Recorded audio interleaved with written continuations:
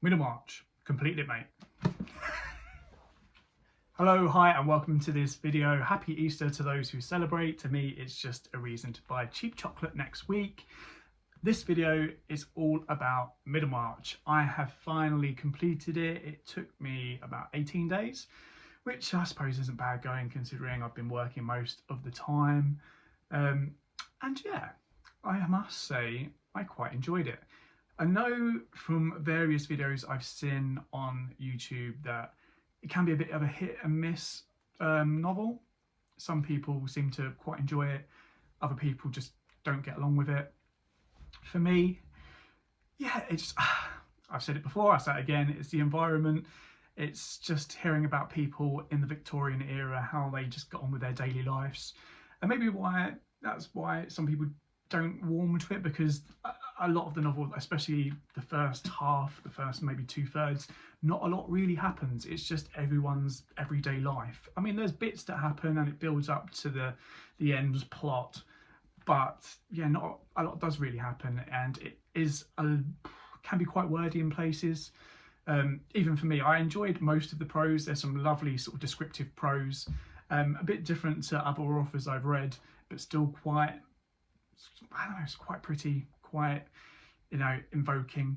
But there's other parts where I was reading, and for example, there was this one bit I was reading and it took maybe 2/3 of the page to, talk about something, and I was like, that could have been done in a couple of sentences. This one version is 838 pages.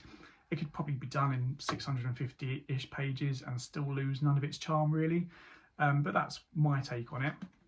So I'm just going to read one bit of the prose which I really like, and this is towards the end of the novel. I would choose more, but there's so much to choose from. And this really highlights for me the descriptive nature of what I loved about most of her writing.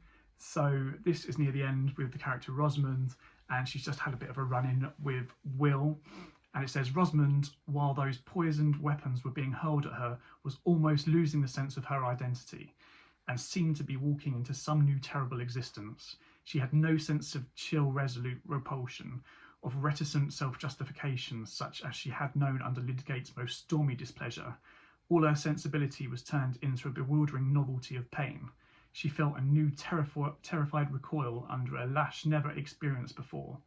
And, there's many other bits like that, and it just makes you think, oh, that's really quite nice. I mean, you can tell George Eliot, she was a fantastic writer. I mean, it's very different to the Brontes, it's different to Dickens. Of course it's going to be, she's a completely different person, but I still enjoyed most of it. Yeah, and tell you what, Middlemarch actually reminded me a lot of The Way We Live Now by Anthony Trollope, although with a lot less satire. Anthony Trollope gave us the very worst of characters. So we had the very worst type of baronet in Sir Felix Carberry, the very worst kind of mother in Mrs. Carberry, and maybe the worst kind of businessman in Mr. Melmotte. Here in Middlemarch, we don't really have the worst of people. I mean, we have Mr. Bulstrode, Nicholas Bulstrode, who turns out to be a bit of a crappy character in terms of what he's done before in his life, a bit like Mr. Melmotte. But generally, it's not the worst of people. We do see people going through some hard times, some personal toils, but it's nowhere near satirical like The Way We Live Now, albeit it's quite similar in the sense that it's these intersecting stories of different people all coming together to form this one novel. So each chapter in Middlemarch starts with an epigraph, very much like Mary Barton, but with Mary Barton I kind of understood most of the epigraphs, and before the chapter it made sense, whereas here a lot of them didn't make sense to me. And I'm not saying that that's because they don't, I'm just saying that's probably because I'm a bit of a novice when it comes to reading Victorian literature. I'm sure it made sense to the reader at the time, but some of them are in French. I think there's even a German one, and then some of them are like Chaucer's Canterbury Tales, which is kind of like older English. And yeah, for some of them I failed to see the relevance for the preceding chapter, but that was probably just me. So Middlemarch was published between 1871 and 1872, and it was serialised in 8 different parts, and accordingly there's 8 different books in this novel. So they're like kind of big chapters with smaller chapters in between each book as well. It is said that Middlemarch is actually the accumulation of two different novels that George Eliot was writing. She did start writing Middlemarch, and it was primarily about Dr. Lydgate and him being this new innovative doctor coming into Middlemarch and upsetting some of the locals. And apparently that kind of quelled for a bit, and she stopped writing that, and then she started another book. I believe she titled it Miss Brooke, and then apparently straight away wrote the first 10 chapters of what is probably the version of Middlemarch we know now. After she'd done that, realised that she could probably incorporate the two stories together and create this one big bumper Middlemarch.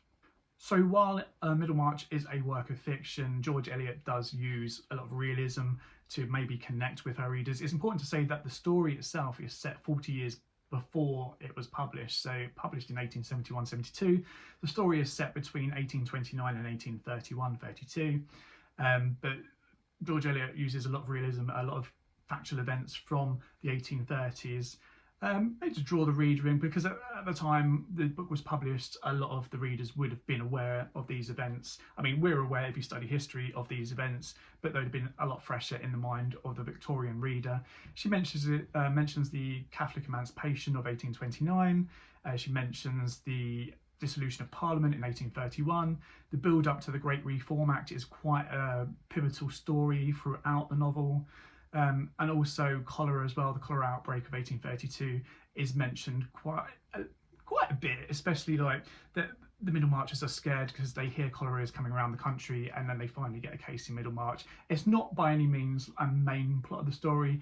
It's just something that kind of streams through the story to give it some relevance, some factual identity as well. So the themes of Middlemarch include the role of women in society, but also the role of women in marriage as well. We have two interesting contrasting examples of marriage in Middlemarch. We have that of Dr. Lydgate and Rosamond, and also Dorothea and Mr. Casaubon, and we see how both are, I think it's fair to say, unhappy marriages at some point or another, but we see how Dorothea, even though she can be a bit fiery and she does talk back to her husband a little bit, which would still be unheard of in that day, I imagine, she still then kind of folds and was like, oh wow, you know, I do whatever makes you happy, I'm your servant, I'm here to please you. And then we have Rosamond on the other hand, because Mr. Casaubon, he's quite, I wouldn't say mean to Dorothea, but he's not the pleasantest. Whereas we have Dr. Lydgate and Rosamond. Dr. Lydgate is actually quite nice to Rosamond. He's very loving, he shows her affection all the time. But when he does kind of try to put his foot down, Rosamond instantly is like, no, I'm not having that. She will kind of fight against him. But then she waits for him to say sorry and to come to her when, you know, she puts on the waterwork, she shows that she's upset. So it's interesting to see those two comparing sort of marriages in the novel.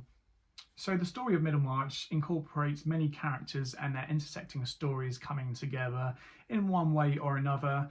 I think it's easier just to talk about various characters and what they go through in the novel rather than try and start from the beginning and say what happens chronologically, because that might just get confused. I'm easily confused anyway. So, I mean, we start off with the Brookes. We've got Dorothea Brooke and her sister Celia, and they live with their uncle, Mr. Brooke. I don't know quite his first name. Anyway, he's their guardian. Dorothea and Celia's parents, they died when they were a bit younger, so he's taken care of them. They're now older, sort of like, I don't know what's Dorothea, sort of late teens, early 20s. Dorothea's the older sister, but she's very different to her Celia. Celia is very much what you'd expect maybe of an aristocratic Victorian woman. You know, she likes to dress nice. She wants a nice rich husband to, you know, live a nice life. Whereas Dorothea is very different. She's obviously intelligent, and yeah, the sort of rich husband with a title isn't going to really cut it for her. She wants someone who is on the same level as her intellectually. We have Sir James Chetham, who is trying to win the heart of Dorothea, but you know, he struggles. He comes up against the wall every time. You know, he's besotted with her. Even throughout the novel, when he marries Celia, he's still sort of very protective of Dorothea. And then we are introduced to Mr. Casaubon, who is probably double, if not more, Dorothea's age. Clergyman, obviously very intelligent. He's been around the world studying the ancient cultures, and he's been taking notes and notes, and he wants to compile them eventually to write some sort of transcript or some sort of novel on all these things he's found and all the things he's investigated. And Dorothy is immediately taken with him. You know, he's obviously a bit sort of quiet, maybe introvert a little bit, but he's kind of exuding intelligence, and that is very prominent for Dorothea. She's instantly hooked. They end up getting married. There's a disagreement of quite a few people, including Mr. Brooke and Sir James Chetham, but Mr. Brooke himself, even though he's their guardian, he says, you know, when it comes to love, I'm going to let them choose for themselves. You know, I can say what I can say, I can tell them how I feel, but I'm not going to get involved. So they get married. As I said, it starts off fairly happy. She's, you know, thinks she's found her intellectual match, but it turns out that Mr. Casaubon has been doing his kind of work for many decades. To him, it's not new or exciting, it's just become almost like a chore. Whereas for Dorothea, she wants to know everything that he knows, and she's getting very excited. She's like, oh, tell me about this, tell me about this. He's just like, oh, I'm so bored of talking about this, you know, just be my secretary and just do what I tell you. And she's kind of like, oh, I thought this was going to be a bit different. We're then introduced to Mr. Casaubon's cousin, Will Ladislaw, who I believe his mother ran away from her family, but his grandmother also ran away from the family. Anyway, for some reason they become estranged. Mr. Casaubon has ended up paying for Will's sort of education because he felt guilty that that side of the family was cast out and they didn't really have any money, and he's quite rich-ish. So yeah, we're introduced to Mr. Ladislaw. He's obviously a bit younger, sort of, I think about 5 years older than Dorothea. And initially they don't like each other. They meet when they're walking the grounds just before Mr. Casaubon and Dorothea are married.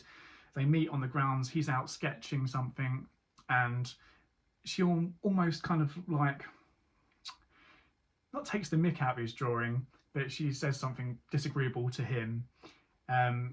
But in her defense, she says later on that she wasn't trying to be mean, she just knows nothing about art. She was just being, you know, saying what came to her head, but she literally knows nothing about art. She wasn't trying to be mean. But also Mr. Ladislaw, Will, thinks that Dorothy is a bit crazy and she dislikes her because, you know, he's going to dislike anyone that marries someone double their age that has nothing to give them. We then see their story kind of progress.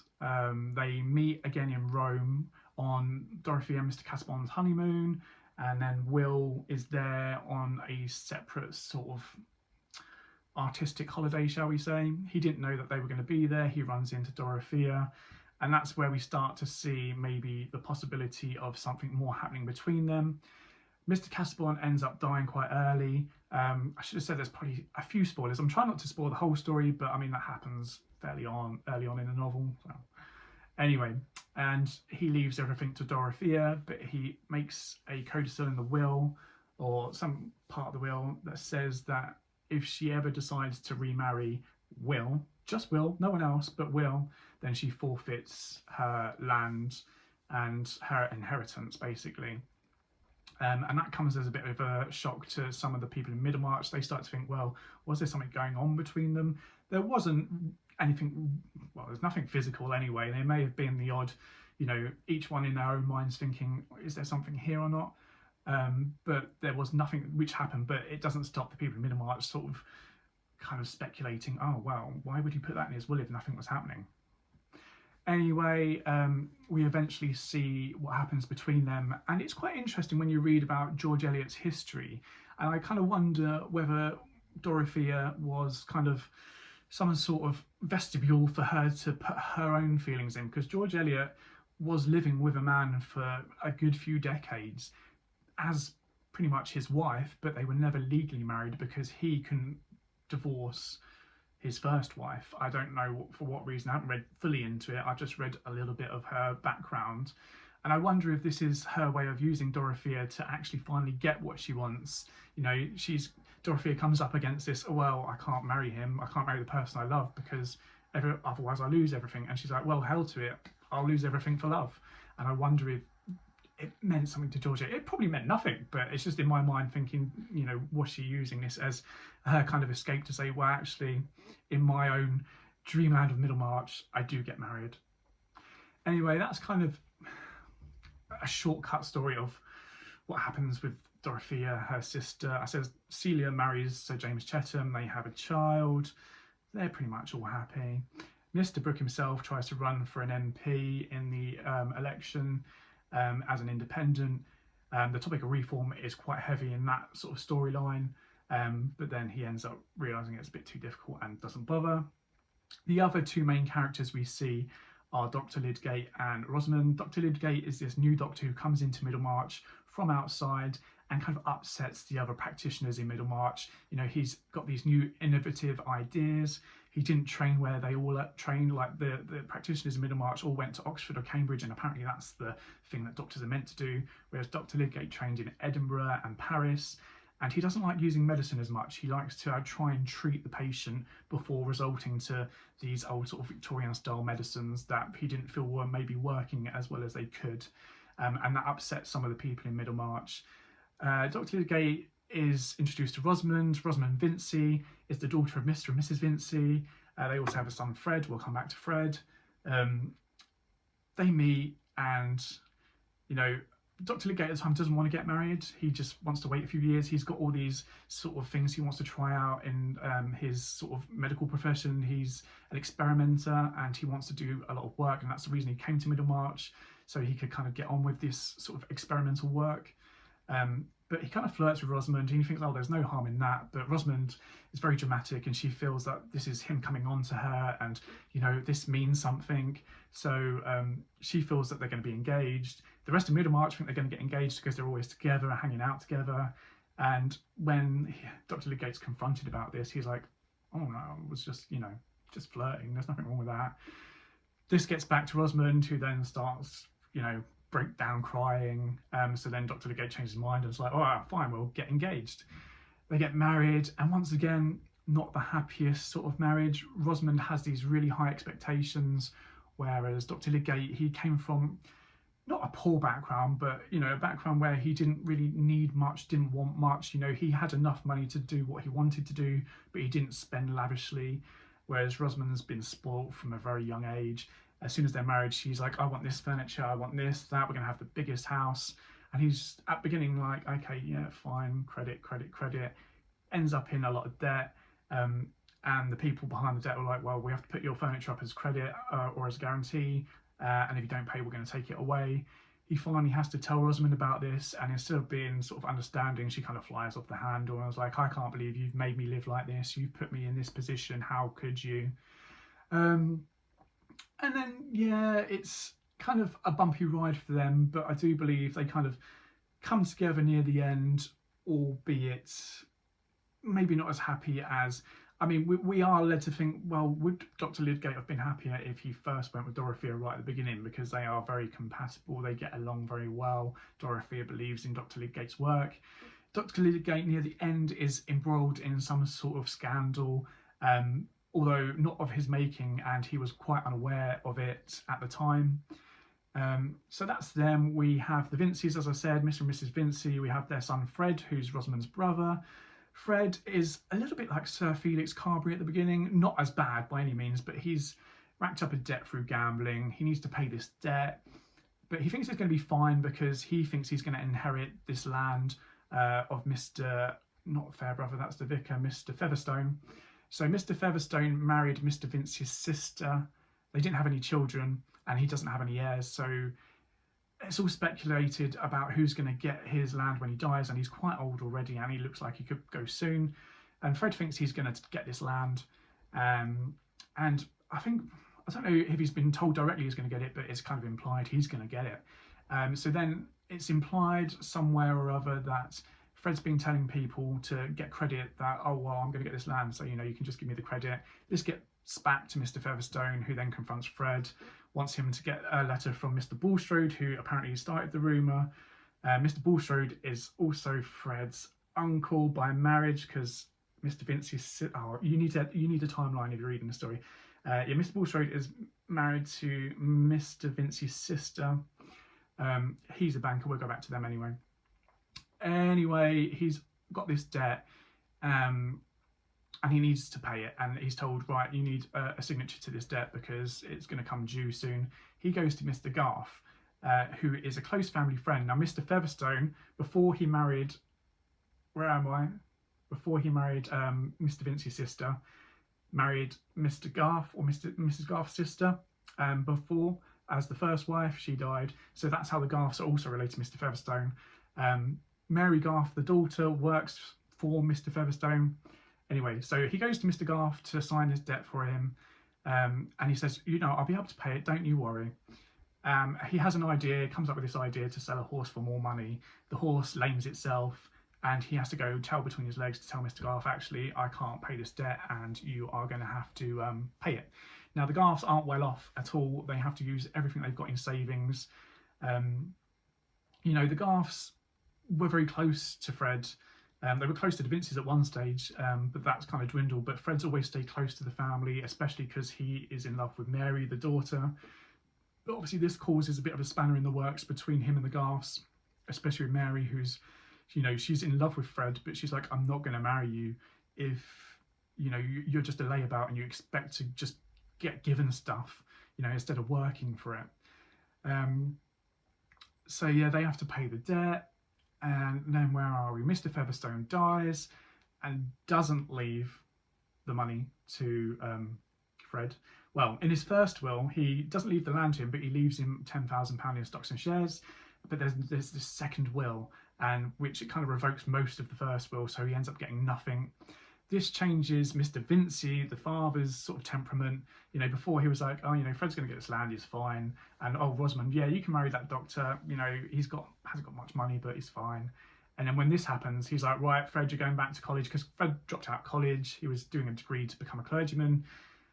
He's like, you've got to go back and finish your degree. Rosamond, you're not marrying him. You need someone who's going to give you money. So we see the tensions that causes as well.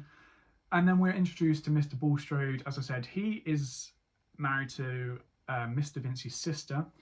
Mr. Bulstrode isn't a Middlemarch native. He came decades ago from outside. No one really knows from where. No one really knows his background, but that is part of what happens a bit later on with the scandal.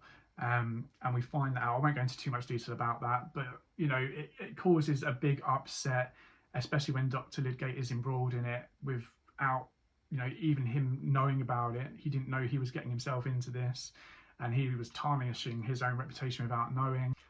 We also see how Mr. Bulstrode has a sort of connection to Will Ladislaw as well.